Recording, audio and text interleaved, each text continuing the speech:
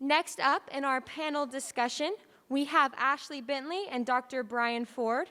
Ashley Bentley is an esteemed individual who manages workforce development and student initiatives for the American Academy of Family Physicians. She has spent the last decade running programs for students to explore family medicine careers and develop leadership skills. She also leads efforts to study and analyze workforce needs and trends to advise medical schools and governments on programs and policies to grow the primary care workforce. And Dr. Brian Ford is Lieutenant Commander in the U.S. Navy, a family physician, and Assistant Professor of Family Medicine at the Uniformed Services University of Health Sciences. Dr. Ford earned his Doctor of Medicine from Georgetown University School of Medicine. Dr. Ford completed family medicine training at Naval Hospital Camp Pendleton in California. After completion of his residency, he was stationed at the U.S. Naval Hospital in Guam. He served as the department head of family medicine during this tour. He then returned to residency education as a faculty member at the Naval Hospital Camp in Pendleton. Please help me welcome Dr. Brian Ford and Ashley Bentley.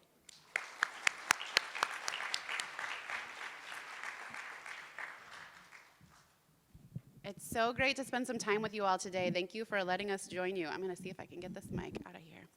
Okay, if you'll bear with me, I spoke with the state advisors this morning, and I made them do this. So all of your teachers, I made them do this. It's a standing up, sitting down exercise, and it'll help me get a feel for about how much you all already know about family medicine and how much you might be interested in what we have to talk to you about today. So if you'll get on the edge of your chairs, get ready to stand up and sit down. So I would like you to stand up if you have a family physician. A personal family physician. Is your doctor a family doc? Oh, that's so great to hear. If you're sitting down, get yourself a family doctor. Ask these people how they did it. Okay, sit back down. I would like you to stand up if you think you could describe what family medicine is. If you think you could tell somebody else, you'll feel pretty confident about it. All right. That sounds good. We can help you out with that a little more. Okay, go ahead and sit down. Now I would like you to stand up if you could describe the educational path to family medicine, if you know all the way how to get there to a family medicine career. All right, we got a few people. We can help more with that too. Now I'd like you to stand up if you believe that all people deserve access to high quality health care regardless of who they are, where they live, or their social class. Great values in this room. Okay, go ahead and sit down. And I'd like you to stand up if you believe people deserve to be treated as a whole person rather than just parts or diseases. All right, you all have great values that match with family medicine. You can go ahead and sit down. I won't make you do that anymore. Hopefully it got your blood moving a little bit. So we're here today from the American Academy of Family Physicians to talk to you about what family medicine is. And some of you in this room might be future family docs, and that's fantastic. But regardless if you're interested in medicine, in family medicine, whatever you want to do with your careers, all of us as citizens, we need to understand the importance and value of primary care to grow it in this country. And I'm going to talk with you a little bit about why that's so important. So first of all, what is primary care? When I use that term, what am I talking about? Primary care, as it relates to health care, can be medicine, but it can also be other health professions too. And there are 4 C's of primary care that are in the literature. If you do a peer-reviewed, a peer search, you can find literature that talks about these 4 C's of primary care. And these are really a good framework for defining what primary care is. So if you're wondering, is something primary care? Think about the 4 C's and see if they match up. First up, primary care is care that is first contact. So if I, as a patient, I have something I need, I have a acute health issue, I go to a physician, that's my first contact of care. That means it could probably be primary care. One of the cool things you could do with a career in primary care is you're gonna solve the most interesting, most undifferentiated puzzles. You don't walk into a laundry list of tests that have already been run and you're just trying to figure out the diagnostics. You walk into a patient and you have no idea what's gonna come out of their mouth. Their arm hurts. They may tell you what's bothering them, and you may look at their labs, and something else is bothering you, and you've got to figure out how to take care of that whole person. It's really the most interesting, most intricate puzzles in medicine. So if you like puzzles, you might like family medicine. Primary care is comprehensive, so whole patient, whole life process. It's continuous, so care over time. And it's also coordinated. So within our healthcare system, a primary care physician or health professional is involved in that patient's care, regardless of whether they're receiving care directly from them or elsewhere in the health system. So I wish I had more time to tell you stories of family physicians, and these are some of our great members with the American Academy of Family Physicians, but you're gonna get something even better today, which is a firsthand story from Dr. Ford about his journey and about what he does in family medicine. But these physicians that you see on the screen in front of you provide transgender care, work in academic medicine, do obstetrics, deliver babies, even do surgical obstetrics, so C-sections with babies. They do leadership work, they do advocacy work, they're on the Hill. One of these physicians hosts a weekly podcast on the latest evidence in primary care and family medicine, keeps her family medicine colleagues across the country up to date on what they need to be doing. And one of the physicians on the screen developed a health equity and anti-racism curriculum for his entire residency, looked at what they were learning in medicine and said, we need to know more than just clinical medicine, and this is important. This is the social impact on care for our patients, and made it happen within his own residency program. So these are amazing physicians. If you're interested in learning more about family medicine over time, there are a few great family docs, actually more than a few, on social media. Dr. Rose on TikTok. If you haven't watched her videos, they're great. She does like health education stuff, so really fun, funny to watch. Humans of Family Medicine on Instagram profiles lots of different family physicians. That's actually run by a medical student group out of the University of Denver School of Medicine. And then just a ton of great family docs on Twitter. I included a tweet here from Alex McDonald. He's a sports medicine family physician out in California, and he is really involved, and he shares some great stuff. So I'm going to share just a few quick facts about family medicine before I turn it over to Dr. Ford to give you the real stories. So first of all, if you are interested in a career in medicine, and again, you can do primary care through other health professions. I don't have time to talk to you about all those today, so I'm going to focus on medicine. In medicine, there are 4 specialties that you can go into and that lead you to a career in primary care. Family medicine is the first, and I know the most about family medicine, so that's what we're going to talk about. It's also the specialty that provides most of the primary care in our country. Pediatrics also can do primary care. Pediatrics, you probably know, is the care of children. Internal medicine is the care of adults. And then there's also med-peds, which is a combined training, combined residency, combined certification in medicine and pediatrics, where your scope of practice is children and adults. The difference here, though, is in family medicine, you can treat children, you can treat adults, you can also deliver babies and provide obstetrical care, which pediatrics and internal medicine do not do. Family medicine, internal medicine, and peds are all 3-year residencies after medical school. Med-peds is a 4-year residency, but again, your scope of practice is actually smaller because you're not able to do comprehensive women's health care, maternal health. Every single family physician is trained to deliver babies, by the way. Most of them actually don't deliver babies in practice. Most of them decide not to. But a big chunk of our members, actually a 5th of our members, do still deliver babies, and every family doc is trained. So this is a map of our current health professional shortage areas, and this comes from HOSA. This comes from the federal government. The red areas are areas where we have a shortage of primary care health professionals. Those are areas where people probably don't have great access to care. Even in the areas of this map that are blue, you have communities that still lack access to care. Think about a large city where you have a ton of health professionals, but you have these inner city and urban communities that really don't have anywhere that they have access, that they can afford care, or that they can get care. So there's probably more red on this map than you actually see. But these are our current health professional shortage areas. Now, what if we took the pediatricians out? You can see in dark red the additional health profession shortage areas that we would have if the pediatricians left our workforce. Now, what if we took the internal medicine docs out of our workforce? We would have more health profession shortage areas. It's not a great thing. Now, what if we took out the family physicians? This map shows you what family medicine is already doing for this country, and we need even more family physicians to address the red you saw on that very first map. So again, whether you're a future family doc or not, if you're a future health professional, you need to know what family medicine does because you're going to work with them all the time. And as a citizen, we hope that you'll take this and be an advocate for the importance of primary care and family medicine through the rest of your careers. So at this, and just a quick stat, how many more primary care docs do you think we need? It's more than 44,000, according to a lot of workforce projections. So we're really doing a lot of work to grow this workforce, and we're so we're so glad about our partnership with HOSA to help bring you all some experiences and opportunities to help grow this workforce. So I'm going to go ahead and turn it over to Dr. Ford to share a little bit about his life as a family physician, his educational journey to get there, and then we hope to have some time for your questions. Thanks a lot.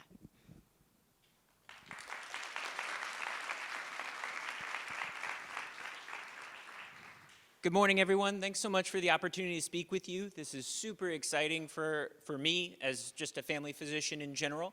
I am wearing a uniform today. I'm going to speak to you mainly about family medicine writ large. I just don't like to think about things when I get ready in the morning, so I can see you all are very similar in that, so that's good. Good uniform. So I want to tell you kind of my story and my path to family medicine for opportunities where you might say, yeah, that sounds like something I'd be interested in, and for opportunities where you might say, oh, here's where I think I can take a left turn and then pursue my passion. It's really, really important that you follow your passions in these spaces. I love what I do. It is my favorite thing in the world to talk about. And so I always tell the medical students, I feel like if you don't choose what I do, you're just not a rational decision maker. But in reality, that's not true. My job is not for every single person.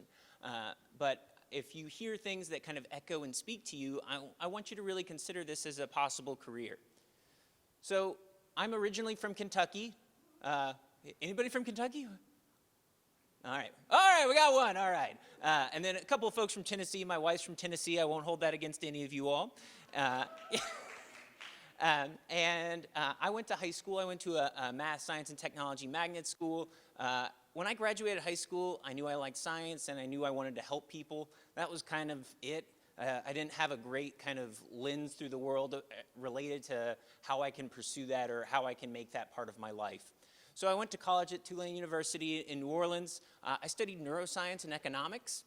Economics is somewhat of an atypical major for folks that go into medicine, but I really value the economic training that I have, and again, I encourage you to follow your passion.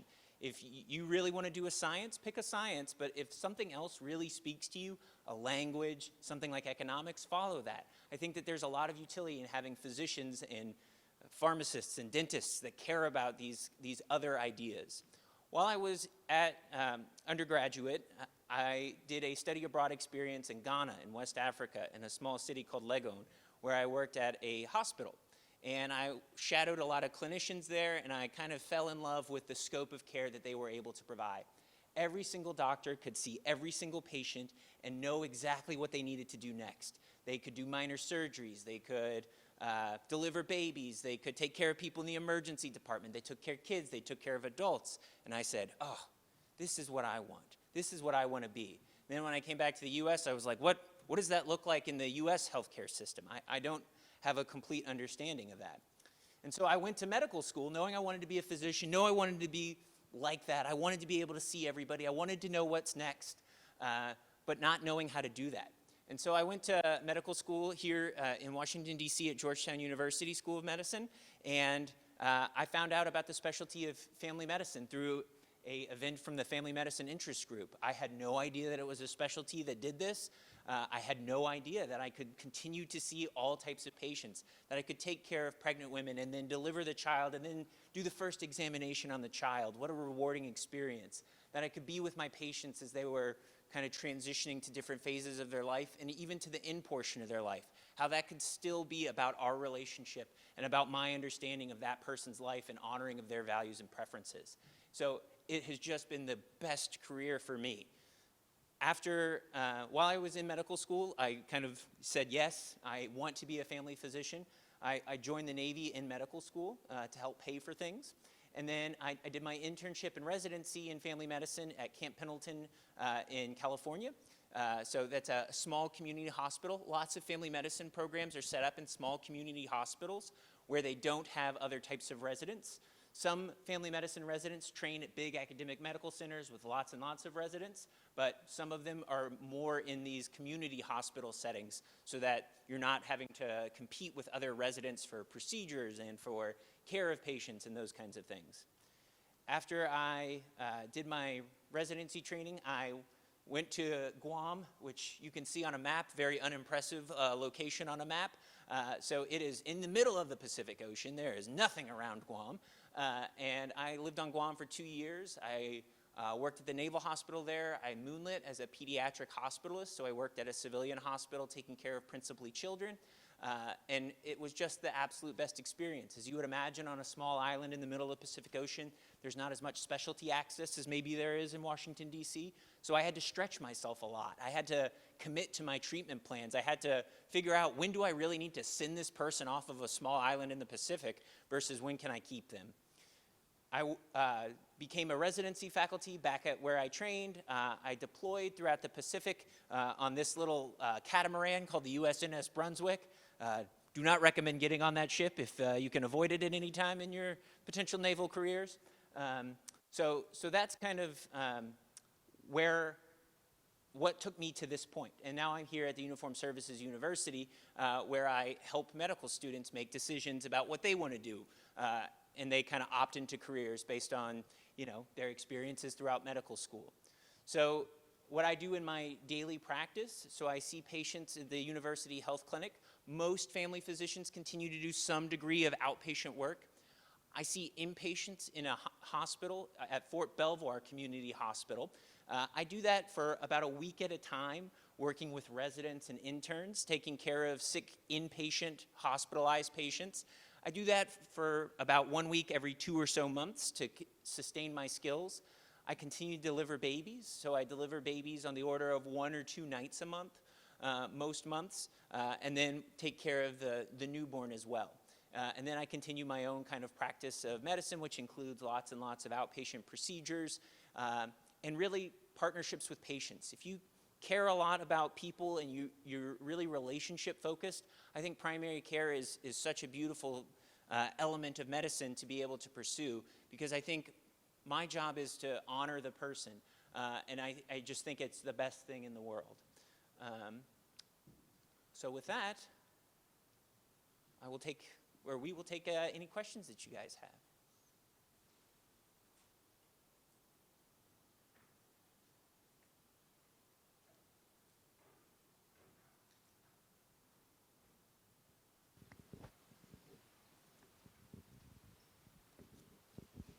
Hi, my name is Angie, and I'm from Utah. And pediatrics and family medicine is actually something I've been super interested in. But something I've also been really thinking about is the social aspect of it all and the ability to kind of step down and have a family. I definitely want to have a family when I'm older, but kind of going into medicine, it's kind of rocky to see, like, can I have a family and also be a doctor and, like, have a good relationship with my family. So I kind of wanted to ask what you think a schedule and scheduling and maintaining a good time would look like, and also having a family, but also being a good physician. Yeah, so such a great question. And I would say that family medicine, right, like my job, like you had said so beautifully, is to honor the family, right? And so part of our profession is honoring our own families. And so my wife is also a family physician, weirdly enough.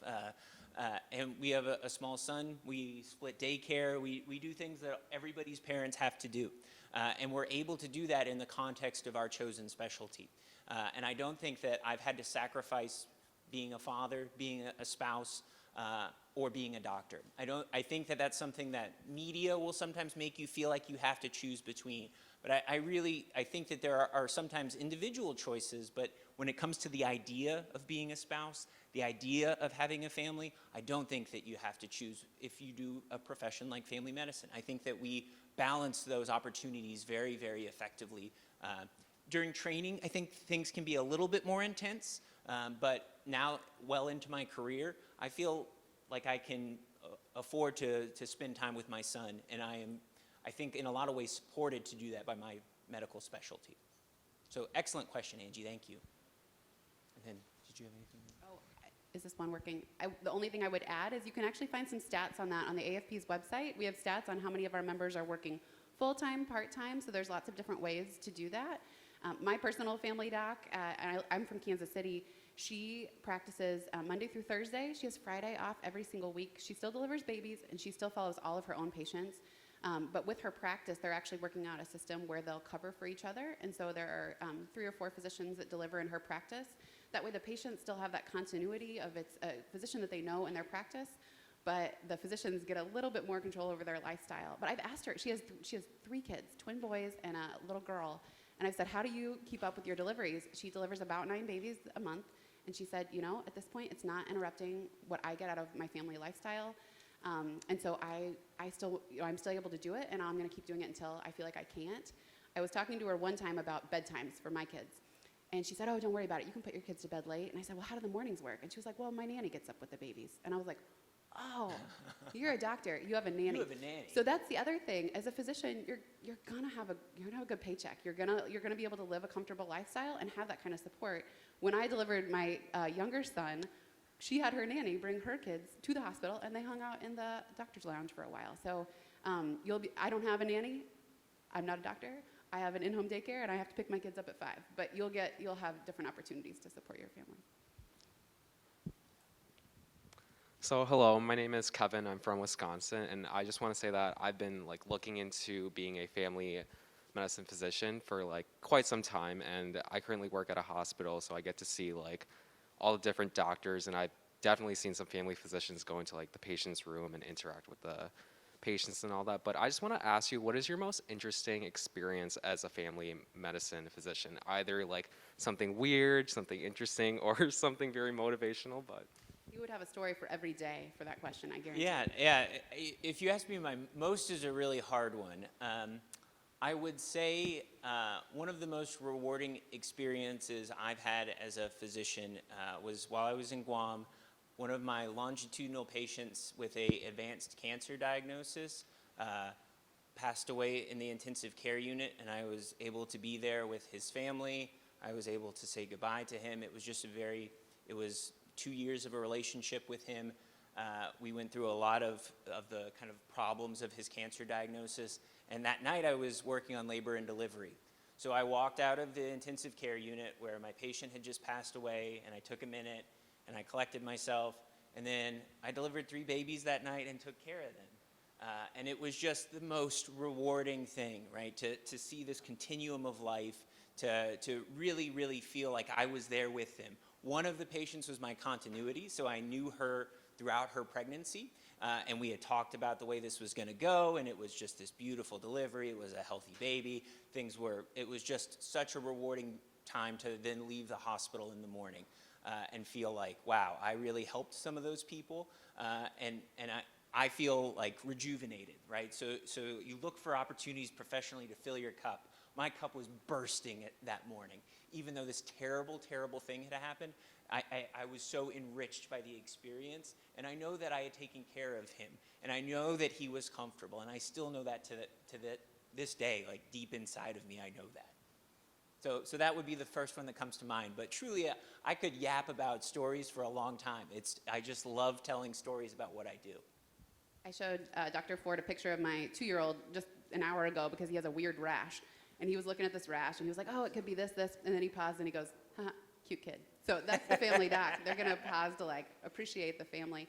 I also wanted to pick up on something he said. So if any of you ever get a chance to volunteer in a community clinic, an underserved clinic especially, or to do any global health work, what you'll see is what they need. They actually don't need, infectious disease is not the core need in the health professions in global health anymore. It's being unseated by primary care. What they need is comprehensive primary care. And if you go volunteer in one of these clinics, and if you're precepting or shadowing with a peds doc or an internist, what you're going to see is sometimes they're going to walk into the room and the patient's going to be pregnant, or the patient's going to be a child, or the patient's going to be an adult, and they're going to have to say, hold on, let me get somebody else. But if you're shadowing a family doc, you're going to walk into any room, and they're going to be able to see that patient. And we need that here, but we need that all over the world as well. We will be taking 3 more questions.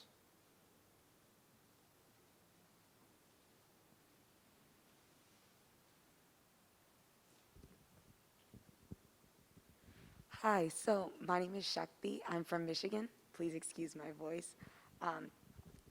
I know that you did your undergrad in economics, and that is one of my passions.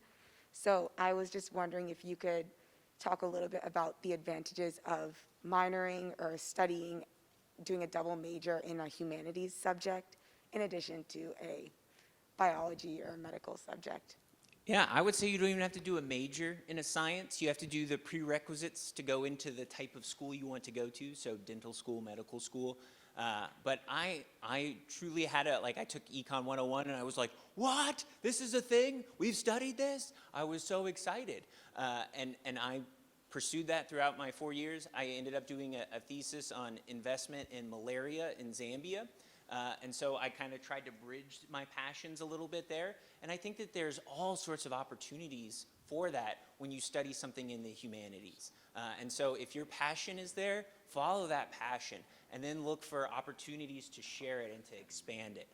So I think that as long as you're doing those prerequisite courses, you're going to suit yourself or kind of position yourself very effectively for being competitive going into the medical school admissions process when you have studied something that you care about and you perform well. Performance is typically what they're going to be prioritizing as you try to matriculate into a medical school. So performing very highly in classics, for instance, is not going to be seen differently than performing very highly in physical chemistry, as long as you took those courses that you had to and you performed well in them when you were offered them. So I encourage you to follow that passion and think about how can I bring this passion to what else I'm passionate about. Science, dentistry, medicine, nursing, whatever it might be. And that's what I've tried to do. I teach the medical students right now in something called leadership and health systems. So it's a lot of these systems oriented ideas. I work within the military health system, a huge health system with lots and lots of bureaucratic things and lots of frustrating things to medical students, to residents, to junior faculty, to me. And so I think because I trained in economics, I have a unique perspective on a lot of those systems-oriented issues. And being a family physician, we prioritize understanding of systems-level issues that might be affecting someone's health. So it's not just, you didn't take your pills, you're not a nice person. Well, why did you not take your pills? How can I support you to do what's important to you? Which most of the time involves optimizing health. And so if that's your priority, I'm going to try and get you there through every opportunity that I have. And that's what a family physician prioritizes. Yeah, and I think that also medical school and college admissions committees are looking for people who really have taken that opportunity to reflect, know themselves, know their values, know what they're about. Like, you should be able to answer the question, who are you and what do you care about? And it's opportunities like this, like the Strengths Finder you all did the other day, like soak this up. You'll find adults that haven't done that work, that don't know those things. Most adults. And the more that you can prove that, the more that you can show that as an applicant is going to be really important too, just along with the grades and scores and performance.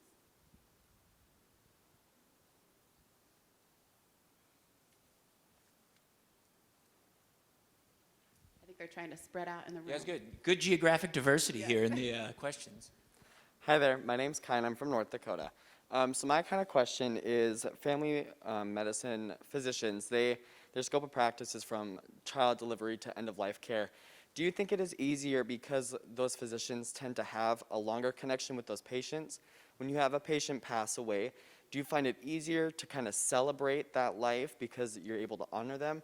Or is it still kind of like mentally tolling because you have that deeper relationship with that patient versus some other fields that are like, you're going to see this doctor one time, and then that's kind of the end of that? Yeah, so such a personal and great question. So awesome that you're kind of thinking about those types of ideas. I'm going to answer this from a very personal place, and so don't take my opinion as kind of the way it is. I find that a relationship makes any decision easier.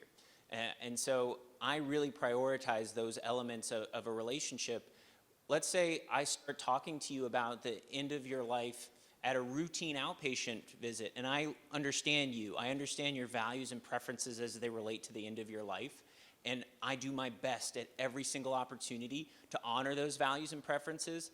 That makes me feeling very differently than when I meet somebody and they're already on a ventilator and things aren't going well, and I've never talked to this family before, and such and such and such. And so certainly as a physician, I have to have those conversations. I have to be able to adapt to that. And part of family medicine is understanding that a family is a very effective surrogate for individuals some of the time, / most of the time, but not all of the time. And so when I can have that personal relationship with somebody and I can truly seek to understand them, I feel very differently. And I think that their families feel very differently too when they've been prepared, when they've kind of prioritized the values and preferences of the person rather than everyone else. Great question. I think you said one more question. Who's going to get the last one? We're happy to chat with anyone during your next break. Yeah, I'll be hanging out over here for a while. So if you have any questions, literally my favorite thing to do is to talk about this. So, We can actually get all three of them. all right, bring on. Hi, I'm Shri. I'm from North Dakota. So I'm seriously thinking about pursuing orthopedics and sports medicine. But the thing where I'm kind of like leaning away from that I'm really worried about is just whether or not like 8 years or more of med school is worth it for me. I just don't know how to make that decision. And I was just wondering if you could give me some insight on that. Yeah, so I think, when you are choosing a career in medicine, you are really prioritizing things, but you take a lot of things too, right? So part of what I had to do to get here is take care of a lot of people that didn't know who I was really. I was a trainee. I was just showing up in the room and saying, hi, I'm the medical student. I'm going to be part of your care team. And they were like, who are you? And so I think that there's a lot of give and take in terms of this prioritization that we have to do.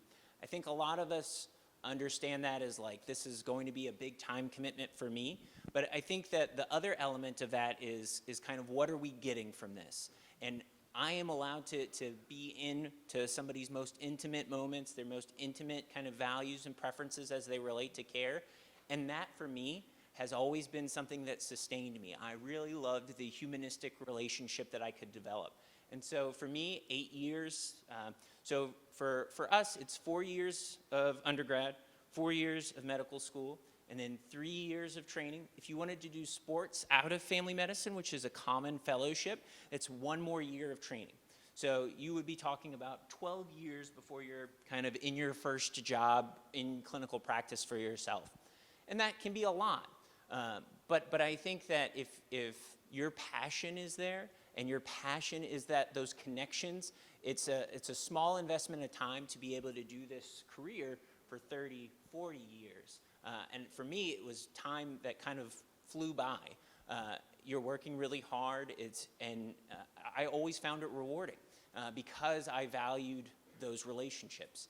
If relationships aren't the thing that sustain you, I think it could be hard.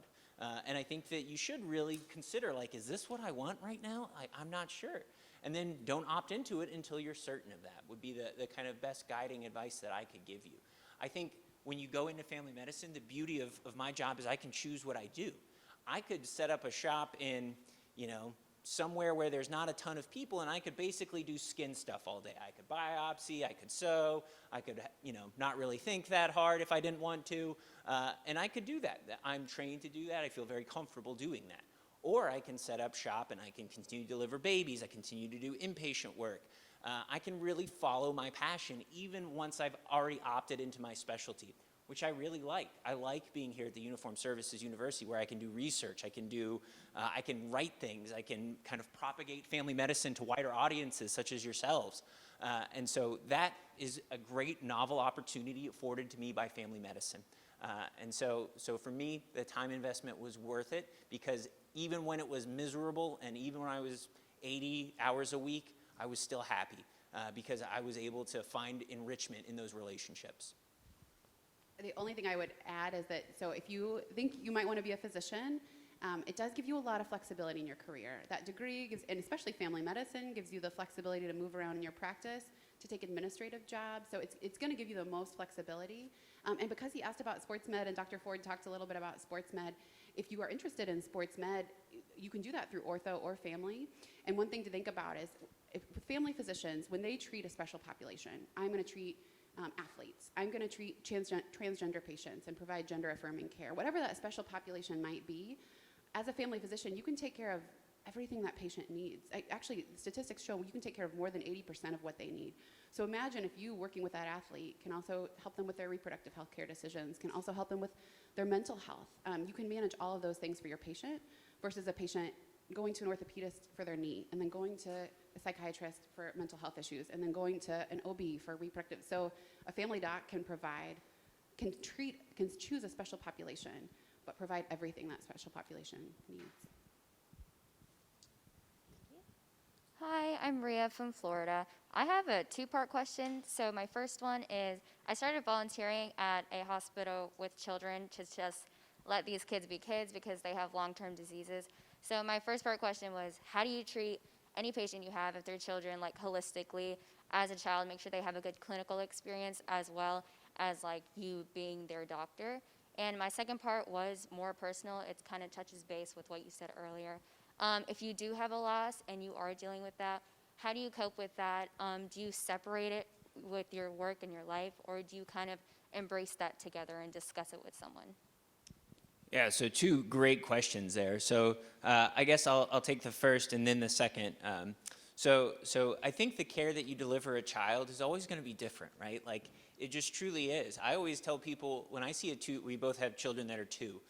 And so when I see a 2-year-olds hate strangers, in case you don't hang out with 2-year-olds on a regular basis, but they hate strangers. They literally, that is the worst thing in the world. So the first thing I do when I meet a 2-year-old is I drop something that I wanted to really keep important. So I try and act like I'm really prioritizing something, and then I drop it. Nothing funnier to a 2-year-old than kind of suffering associated with dropping something. And so now I've kind of got an inroads into how I'm going to relate to you as a 2-year-old. And then, right, so my other piece of the job is consideration of the whole family. And so, Mom, Dad, tell me about what's going on with this child. Tell me about your experience as a family. Tell me about their experience. What do they tell you? What can you tell me on their behalf? So you always want to prioritize the care of the patient, but a child especially exists in the context of a full family unit or a partial family unit or their family unit. And I feel uniquely suited to be able to deal with those things as a result of being trained in family medicine. So I can prioritize the care of that child within the care of their entire family. I might be their mother and their father's physician as well. And so then I can really, oh, you know how it's like this with you, it could be similar to them. And I think that those relationships make that care more positive for children. And I was trained a lot in outpatient care of children and inpatient care of children. And so the relationship building piece is just done a little differently, but I still think you can keep very positive relationships with children. It's just through a slightly different lens than maybe an adult. And then the last question, you know, how you deal with this kind of suffering heaviness, this like bad outcomes, those kinds of things. I think everybody finds a very personal answer to that. I will tell you my own personal habit has been reflection. So when something bad happens, I take a minute. Like I had said, I step out of the intensive care unit and I take a minute. I might cry, I might feel those feelings, and then I allow myself to kind of let go and move on. I have been able to do that through working at it. It's a muscle just like anything else. So you have to work at, how am I going to manage this and move forward? How am I going to continue to deliver these babies? Or am I not? Am I going to say, oh, this was a terrible day. I need to call one of my colleagues and help out. And my colleagues would say, yes, I'll be there because I understand that. And that's another great kind of element of family medicine is we understand that sometimes you're not okay and we want to help you. And so it's a very enriching community of family physicians. I think one of the things you learn about in medical school, people will say you have to find your tribe. I would say that's kind of an overrated idea. I think you can find your tribe lots of places. But I think for me, family medicine, when I met family physicians and I saw how excited they were and how much they cared about every individual in the context of a greater society and in the context of a greater family, that's what I was like, yeah, that's what I'm doing. And so it always just made sense to me. If you're interested in working with kids too, I hear from students all the time, oh, I want to do peds because I just want to work with kids. I don't want to deal with the parents. If you think you're not going to deal with parents on pediatrics, you're thinking wrong. And the other thing with family medicine is if you have a relationship with those parents, either because you're their physician as well or just because you have that core relationship, the care for that child can be more effective too. They'll listen to you. There's that trust built.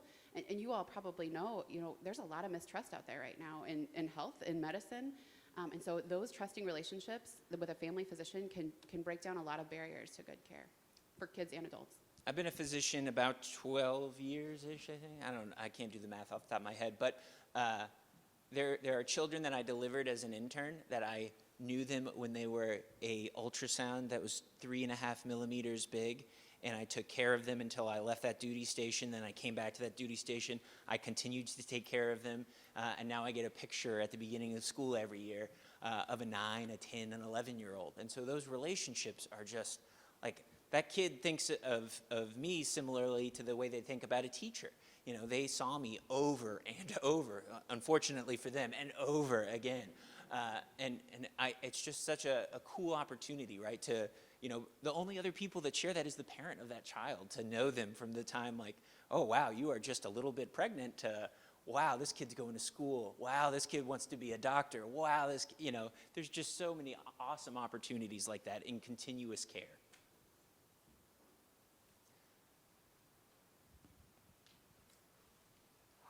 Hi, my name is Sahil. I'm from Georgia. And I think similar to Kevin, I'm fairly interested in family medicine. I've shadowed at a family medicine practice, so I've fallen in love with the specialty. So I think my question is kind of future leaning, because if anyone in this room opts to be specialized in family medicine, it'll be 10, 12 years into the future. So how do you guys think that new technological innovations like robotics, telemedicine, artificial intelligence, how do you think these are going to shape the future of family medicine, and what will be the physician's role as those take a more prominent role in healthcare? Great question. I would say the academy probably has an answer that is more thought out than mine is. But I will tell you that because my specialty values that relationship piece, I don't think I will ever get priced out. I don't think I will ever get moved by a robot or by any other advanced technology, because at least in the next probably 30 to 50 years, until we reach some sort of singularity or some other issue, I don't think that relationship will be able to be moved. So the science piece of things and that information, right? You've probably all seen movies where the doctor that knows the most is very highly valued. So I can answer the most questions when you ask me questions and I seem like I'm really smart. I think that element of doctoring is probably in the next 10 to 12 years going to, that it's too broad now, right? There's too much you have to know. Everybody has a smartphone. Everybody can look it up. And so those elements of my knowledge is the greatest thing about me as a physician, I think are probably on their way out. And so now the thing that is going to be a priority in my specialty is my relationships are stronger. I can get people to participate in care. I can get people to make decisions that they didn't necessarily think they needed to make, like stopping smoking or losing weight or those kinds of issues. And I think that the future for that in family medicine is incredibly strong, right? So radiology, for instance, a computer can read an x-ray pretty well right now. They're getting better at it, and doctors are still better than computers, but I can't say for how long that's going to be. But the human aspect of this, we are so far away from a robot being able to do that. So I think my future is very bright in terms of the integration of a lot of these artificial intelligence, advanced information into my practice. I await it with open arms. I'm excited for the democratization of all this information and dissemination to all my patients. But that relationship piece, I think, is still a uniquely human thing that I can do better than a lot of other elements possibly could. Yeah, it's a great question, and it's a whole other talk. We could spend another hour, actually we could spend a day on this topic. But there are some resources. So on the Aafp's website, and actually I haven't mentioned, we have a new competitive event with HOSA. We're just launching this school year. You can do this competitive event. You can be connected. Aafp will connect you with a family doc and a medical student in your area who will chat with you, probably video chat with you about what they do, and you can do this whole competitive event, do some research about family medicine. One of the resources we put together in the set of resources for that competitive event is a 1-hour webinar called How 2020 Changed Family Medicine Forever. It's about telehealth. It's about all of these technological advances. We had a family physician who's with Google present with us, or he's with Apple, another doc with Google, and our director of health IT present, who's also a family physician. So there's great insights from them on medical technology. And then there's a story that our CEO always tells about They were working with IBM and Watson, and they did some studies, and there are a lot of things that Watson can actually do, but it cannot do primary care. It's too complex. The care is just too complex. Patients have what's called comorbidities, multiple things going on at the same time. And if you're thinking about different health professions, like maybe you love primary care, but you're thinking, I could be a PA, I could be an NP, I could be a doc, what do I do? One of the things to think about is in medicine, you're going to spend more time in school. You're going to get a lot deeper education on the sciences. You're going to have a more complex understanding of everything that's going on underneath the surface. Some of these other health profession training programs, you can provide great care to patients, but it's going to be more algorithm protocol-driven care. If I see this, I do this. If I see this, I do this. And you'll learn it, and you'll be great at it. But you're not going to have that complex sciences lying underneath all of that, as you will in medicine. And that complex science education, through a degree in medicine, providing primary care, the need for that is not going anywhere. Family medicine has been the #1 recruited medical specialty for jobs. There are more family physician jobs open in this country than any other medical specialty for the last 12 years in a row. So there's no trend signaling anything for family medicine. We're going to need you all primary care docs. Got it. Thank you.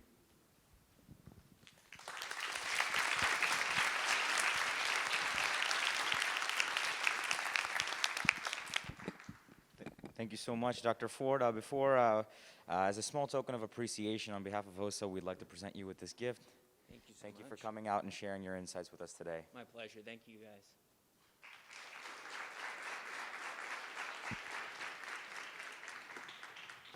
And Mrs. Bentley, thank you for being here. And on behalf of HOSA, we'd like to present you with this plaque.